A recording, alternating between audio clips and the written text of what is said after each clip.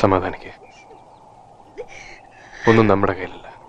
പോകേണ്ട സമയം വന്ന എല്ലാരും പോണം. ഞാൻ ചെയ്തതെല്ലാം വെറുതെ ആയില്ലേ? വിധി ഏട്ടന് വേണ്ടി ചെയ്യാൻ പറ്റണതും അതിനപ്പുറം ചെയ്തില്ലേ? അങ്ങനെ സമാധാനിക്ക്. ഇനി കുട്ടി പറഞ്ഞ പോലെ അവിടെ നിർത്തി ആ പണം തിരിച്ചു കൊടുക്കണം. അതോടെ ഈ പ്രശ്നങ്ങളെല്ലാം തീരും. ഏട്ടനില്ലാണ്ടായെന്ന് വിചാരിക്കണ്ട, ഞാനുണ്ട്, എന്നും ഉണ്ടാവും.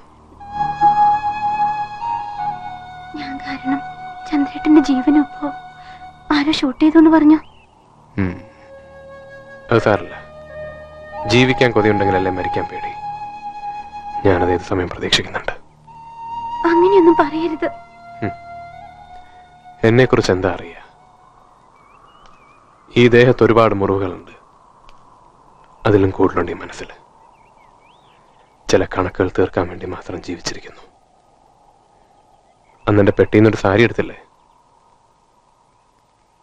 അതെന്റെ ഇന്ദ്രയുടെ.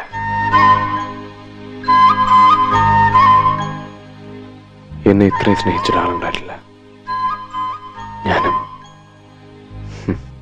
അവളുടെ മുന്നിൽ ഞാൻ വെറും ഒരു സ്കൂൾ കുട്ടിയായിരുന്നു. ദേഷ്യപ്പെടും, ശാസിക്കും, ചിലപ്പോൾ പരിഹസിക്കും.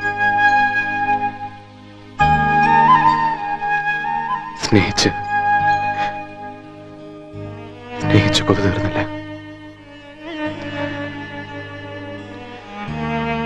ഒക്കെ കൈയുടെ ശാപ. അല്ലെങ്കിൽ ഒരു പാത്രത്തിലുണ്ട് ഒരു പായിലുറങ്ങിയവൻ എന്നോട് ഇങ്ങനെ ചെയ്യൂ? ചീട്ട് കളിച്ച് ലോകം വെട്ടിപ്പിടിക്കാന്നാ വിചാരിച്ചത്. വെട്ടിപ്പിടിച്ചു. കിട്ടിയതുപോലെ തന്നെ പോയി. അനുഭവിക്കണം. ജീവിതം വെച്ച് പന്നി മലത്തിയവന്